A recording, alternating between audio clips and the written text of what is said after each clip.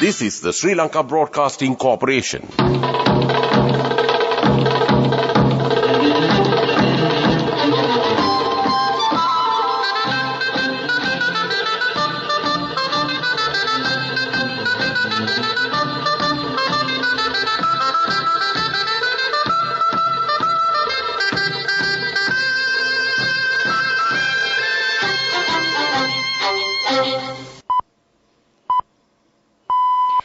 (8:45). This is the Sri Lanka Broadcasting Corporation. The news edited by J. Yogaraj, read by Soundhi Tavam. The President reveals plans to elevate the Arugam Bay into a high-income tourist hub. The Indian envoy to the EU tipped for Sri Lanka as Gopal Bagle goes to Canberra. 2-day leave granted for teachers and principals involved in the O-level paper marking. The roadmap of coastal wind power generation was launched today at the Ministry of Power and Energy Auditorium. Steps will be taken to solve the problems relating to Piriven Teachers' Pension Scheme. The closing date for the applications called for the teachers to mark answer scripts of the Year 5 scholarship will end on the 1st of next month. A systematic training will be provided to the preschool teachers with the sole objective of upgrading the childhood development. In news overseas, Fukushima, the fishy business of China's outrage over Japan's release. And in sports soccer, Mohamed Salah, Jurgen Klopp says Liverpool forward is 100% committed despite interest from Saudi Arabia. The closing date for the applications called for the teachers to mark answer scripts of the Year 5 scholarship will end on the 1st of next month. The Year 5 exam will be held on the 15th of October. The examination department said the relevant applications should be submitted through the online process. Further details could be obtained by visiting the websites of www.donets.lk or www.netonlineexams.gov.lk. The roadmap of coastal wind power generation was launched today at the Ministry of Power and Energy Auditorium. The main objective of the government is to meet 70% of the country's energy requirement through renewable energy sources by 2030. It is expected to create a carbon-free environment by 2040. The roadmap was prepared with the support of the World Bank. President Ranil Wickremesinghe has announced the swift implementation of a comprehensive plan to elevate the Arugam Bay tourist zone into a highly desirable destination for both local and international tourists, with the potential to generate substantial revenue. The President emphasized the importance of meticulous planning in identifying areas that necessitate development with the intention of executing these initiatives systematically. The President further highlighted the prospect of achieving significant income by promoting water sports such as water skiing, which holds popularity along the Arugam Bay coastline. President Ranil Wickremesinghe conveyed these comments during a meeting held today with key stakeholders in the tourism industry within the Ampara district. The gathering brought together government officials and industry professionals aimed at addressing pertinent challenges that have emerged within the tourism sector. The President underscored that global reports predict tourism to contribute 10% of the global gross domestic product by the year 2035. He stressed that Sri Lanka should proactively prepare for this shift and highlighted the tourism sector's potential to directly address the nation's financial challenges. President Ranil Wickremesinghe also outlined a two-phase development plan for the tourism industry in the eastern province, with the ambitious goal of completing it within the next decade. After the superannuation of Indian Ambassador to Australia Manpreet Vora this December, the Indian Ambassador to Sri Lanka Gopal Bagle is tipped to succeed him in Canberra, while the Indian Ambassador to the EU Santosh Jha is set to replace Bagle in Colombo. While the Indian government is tight-lipped about the postings, it is learned that the 1989 batch Saurabh Kumar, currently Secretary East at the headquarters, will take Jha's place in Brussels. Bagle's posting to Australia is important as India has very close ties with Canberra with bipartisan consensus. Santosh Jha, who was a key player in trying to push the India-EU FTA, returns to Sri Lanka, which is playing both India and China at its convenience. Reeling in economic crisis like China's other ally, Pakistan, Sri Lanka is still to respond positively to India's strategic concerns vis-a-vis China and is playing host to Chinese surveillance ships and ballistic missile tracking ships in DC ports of Colombo and Hambantota.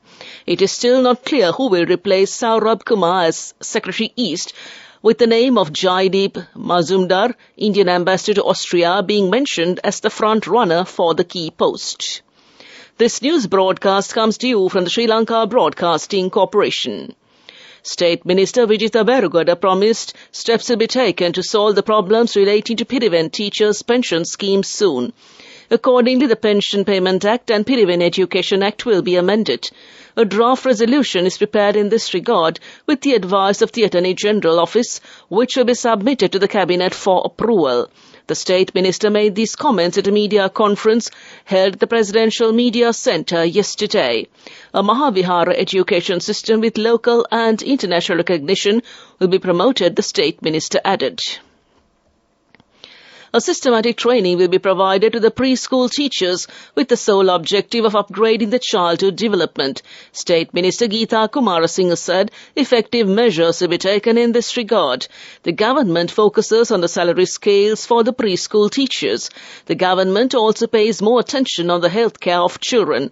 The State Minister made these comments at a media conference held at the Presidential Media Centre today. Special nutrition programs will be implemented for the benefit of malnourished children. The State Minister also said an effective system will be introduced to the preschool teaching process. And with that, we conclude local news. The main news story is brought to you by Siddhalepa Vedamahatmya. 2 days of leave have been granted for those teachers and principals who are involved in the GCE ordinary level paper marking process. Accordingly, August 28th and 29th will be given as leave as per a decision made by the Ministry of Education. The paper marking process, which commenced on the 18th, will conclude on Sunday and came to you in the main news story. The main news story was brought to you by Siddhalepa Vedamahatmya. Watch Live is brought to you by CIB Janajaya Vasana. Unbelievable discounts and offers throughout August from CIB Janajaya Vasana. Come today itself. The health officials warn that several diseases are rapidly spreading among children with the prevailing dry weather conditions in the island. Dr. Deepal Pereira, a consultant doctor at the Lady Ridgeway Children's Hospital in Colombo, states that conditions such as dehydration are common within children these days. Therefore, Dr. Pereira also recommended that children should be provided with more liquids during these days. Furthermore, the specialist doctor claimed that the diseases like diarrhea can also spread widely among children with the prevailing dry weather, and that came to you in Watchlight. CIB Janajaya Vasana. Unbelievable discounts and offers throughout August from CIB Janajaya Vasana. Come today itself. Moving on to a bulletin of world news making headlines tonight. Fukushima, the fishy business of China's outrage over Japan's release. Modi and Xi meeting, India and China agree to de-escalate border tensions. And Heineken sells off Russian beer business for £1. The news in detail. Japan has called on China to remove a total ban on its seafood products imposed after Tokyo began the scientifically endorsed release of treated water from its Fukushima nuclear plant. China, the leading buyer of Japan's fish, announced on Thursday it was making the order due to concerns for consumers' health. However, the claim is not backed by science, with the consensus from experts being that the release poses no safety risks to ocean life or seafood consumption. India and China have agreed to de-escalate tensions along their disputed border after a conversation between its leaders, a senior Indian official said. Prime Minister Narendra Modi and President Xi Jinping spoke on the sidelines of the BRICS summit in South Africa on Wednesday. Beijing said the meeting was held at Mr. Modi's request. Relations between India and China have been worsening for more than 3 years. Heineken has finally sold off its Russian business for £1 or 86 pence, nearly a year and a half after first pledging to do so. The Dutch brewer said it will take a loss of £300 million on the division, which is being offloaded to Russia's Ernst, which makes aerosol cans. Many Western firms jettisoned their Russian operations when the country invaded Ukraine last February. Heineken's Dolph van der Brink said it took much longer than we had hoped. And back to the headlines of the world news. Fukushima, the fishy business of China's outrage over Japan's release. Modi and Xi meeting, India and China agree to de-escalate border tensions, and Heineken sells off Russian beer business for £1. With that, we conclude this bulletin of world news. Development News is brought to you by Job opportunities for well-experienced housemaids and home cooks in Saudi Arabia and Kuwait for ages 40 to 58 years. Salary 125,000 rupees. Contact 037 7500 500. Sri Lanka is expected to attract over $13 billion foreign receipts this year, the governor of the central bank, Dr. Nandalal Veerasinghe, said yesterday. He said that the main contributing factor towards this would be foreign remittances by Sri Lankan workers overseas, which are expected to touch over $10 billion this year. Sri Lanka is currently getting around $500 million a month as foreign remittances. The governor said that with the tourism sector opening up, Sri Lanka also expected to attract around $2.3 billion foreign receipts from tourism. Export and other earnings too would surpass the $1 billion mark. And that came to you in development news. Job opportunities for women from Deshakti Lanka in Saudi Arabia, Kuwait and Oman. Housemaids and home cooks in Saudi Arabia, ages 40 to 58 years. Arabic speaking and well experienced home cooks. Salary 125,000 rupees. Interviews are now on with foreign agents. You can travel overseas free of charge now. Branches Colombo, Kurunegala, Anuradhapura and Matara. Contact number 0377 500 500. Deshakti Lanka Foreign Employment Agency. On to sports, it's soccer. Mohamed Salah will stay at Liverpool despite fresh speculation linking him with a move to the Saudi Pro League, says manager Jurgen Klopp. Al Ittihad are reported to be interested in the Egypt forward 31, who joined the Reds from Roma in 2017. Speaking before Liverpool's Premier League game with Newcastle on Sunday, Klopp said Salah is 100% committed to the club. There is nothing to talk about. He is a Liverpool player, said Klopp. That concludes sports news. Business news up next. Go ekakthiyana youth ekata life eke change ekata niyameta set wenna as wahagena dakapugina habe karanna youth ekata niyameta set wenna friendship ekamenna. The all new NSB Ithru account, NSB IAM, a plan for your dream. Business news. Sponsored by National Savings Bank, the safest place for your money. Cargill's bank demonstrated its resilience and strong growth potential in its financial performance for the first half of 2023. The bank consolidated on the turnaround in its financial performance, achieving an operating profit before taxes of 615 million rupees in the first half of 2023. This marks a sharp improvement from the loss before taxes of 144 million rupees reported during the same period in the previous year. Consequently, the bank's profit after tax for the first half of 2023 was reported at a healthy 253 million rupees, a significant improvement from the loss of 195 million rupees reported in the corresponding period of 2022. That's business news. Business news. Sponsored by National Savings Bank, the safest place for your money. Go ekakthiyana youth ekata life eke change ekata niyameta set wenna as wahagena dakapugina habe karanna youth ekata niyameta set wenna friendship ekamenna. The all new NSB Ithru account, NSB IAM, a plan for your dream. Moving on to economic news, the Chief Executive Officer of the National Gems and Jewellery Authority, Viraj De Silva, said that they expect to generate an annual income of $2 billion by the year 2025 through the export of gems. The chairman pointed out that in the first 7 months of this year alone, they managed to earn an income of $312 million by exporting gems, and by the end of this year, it is expected to get an income of $500 million.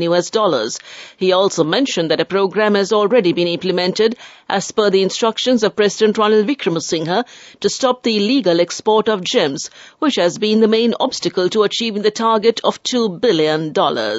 That's economic news. Weather report. The Met Department says a few showers will occur in the western and Sabragama provinces and in the Galle and Matara districts. Showers or thunder showers may occur at a few places in the Uva province and in the Ampara, Batiklo and Polonnaruwa districts during the evening or night.